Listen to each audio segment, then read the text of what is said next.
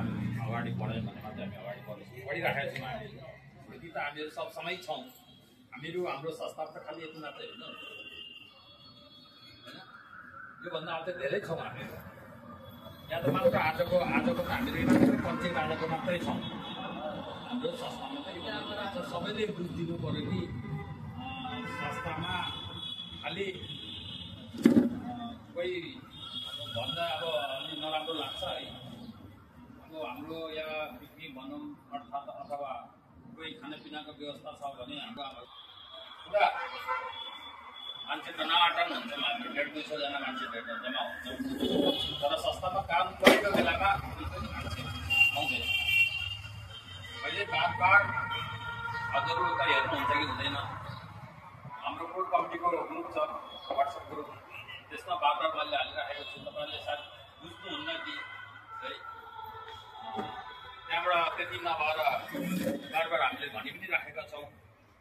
हामीहरूको अरू साधारण सदस्य भनेको त जिम्मेवारी होइन कि। जिम्मेवारी भनेको हामीहरूको कोर कमिटीमा छौँ, जो कार्यकारी सदस्यमा छौँ, हामीहरूको जिम्मेवारी हो। संस्था हामीहरूको काखमा छ। त्यस कारणले नि म चाहिँ के भन्न चाहन्छु भन्दा नि, बस्न इच्छा छ, संस्थामा सदस्यता रहन इच्छा छ, सदस्यको विधान छ, विधान अनुसार काम गर्नुहोस्। संस्थामा रहनु चाहनुहुन्न, संस्था छोडिदिनुहोस्, त्यागपत्र दिनुहोस्। त्यो कुन जरुरी छैन तिमी नभए यहाँ संस्था नचल्ने, म नभए संस्था नचल्ने होइन। संस्था चलिरहन्छ नि त।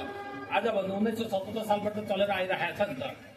कति रिटायरमेन्ट भइसक्नु भयो संस्था स्थापित गर्ने व्यक्तिहरू, कति यहाँ छोडेर कलकत्ता छोडेर स्वदेश फर्किसक्नु भएको छ है। त्यस कारणले यस्ता उहरू हो। संस्थामा पद लिएर ओभरटेक नबस्नुहोस्।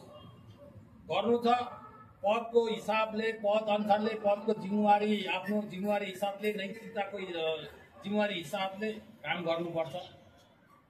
हर कुरा तन मन धन धेरै काम गर्नुपर्छ। संस्थामा आएर मैले के पाउँछु कि भन्ने, के फाइदा हुन्छ कि भन्ने आशाले आउने होइन कि संस्थामा गएर मैले के गर्न सक्छु र मैले के दिन सक्छु, कति समय दिन सक्छु, त्यो सोचेर संस्थामा आउने हो। त्यस्तै मात्रै सदस्यहरू हामीलाई आवश्यकता छ है। तर अहिले पद लिएर बसेर ठिक छ, म सभापति छु अहिले, तपाईँहरूलाई त्यस्तो इच्छा छैन मैले भन्दा चाहिँ राम्रो काम गर्ने मान्छे अरू आउनुहोस् न, म भोलि एकदम खुसीले उहाँलाई नियुक्ति गरिदिन्छु, सभापतिमा नियुक्ति गरिदिन्छु। तर मैले जतिसम्म अहिलेसम्म गरिरहेको काम छु त्योभन्दा बेसी म काम गर्छु संस्थाको लागि। त्यस्तै अरू जति पनि अधिकारीहरू हुनुहुन्छ, त्यसरी आउनु संस्थामा बुढो गोरुले गाई ओटेर नओटेर राख्नुहोस्, कि त्यागपत्र दिइहाल्नुहोस्, कि संस्थाको मुताबिक कामहरू कार्यहरू गर्नुहोस्। एउटा नभएर दुईवटा नभएर संस्था चल्दैन। बाहिर संस्थामा भन्दा एउटा कुरा, बाहिर गएर अर्को कुरा, बाहिरको यताको कुरा उता लाउने, उता अरूहरूलाई त्यो गर्ने कामहरू चाहिँ तपाईँले गर्दै मलाई एक थाहा छ कसले के गर्दैछ, को कहाँ जाँदैछ, कसले।